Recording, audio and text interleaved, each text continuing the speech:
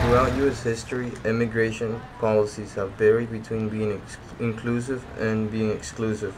It's interesting to look at how race and ethnicity played a vital role in policy creation. Many of the inclusive immigration laws or actions taken by U.S. government have typically been limited to white European immigrants.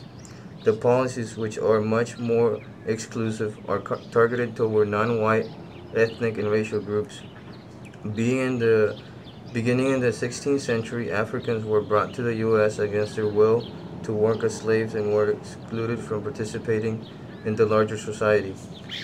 The 1882 Chinese Exclusion Act prohibited Chinese laborers from immigrating to the U.S.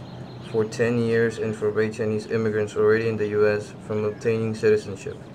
When groups are excluded by government policies, it makes it much more acceptable for the larger population to also exclude them.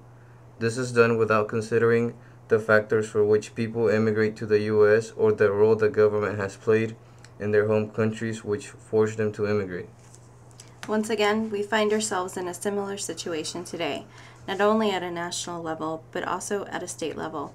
In January 2011, 30 states introduced anti-immigrant laws, one of which was Nebraska. LB 48 would have adopted the Illegal Immigration Enforcement Act, which would have given law enforcement the authority to inquire about someone's immigration status if they had reasonable suspicion that she or he was undocumented. It also would have made it a crime to work in Nebraska without authorization, as well as harbor or transport undocumented immigrants. The bill was tabled by the Judiciary Committee on March 9, 2011.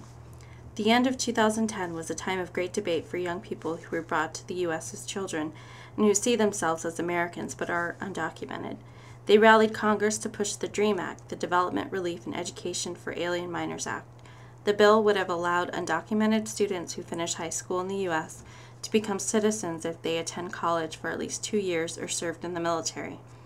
Although they worked hard for it to pass, it did not.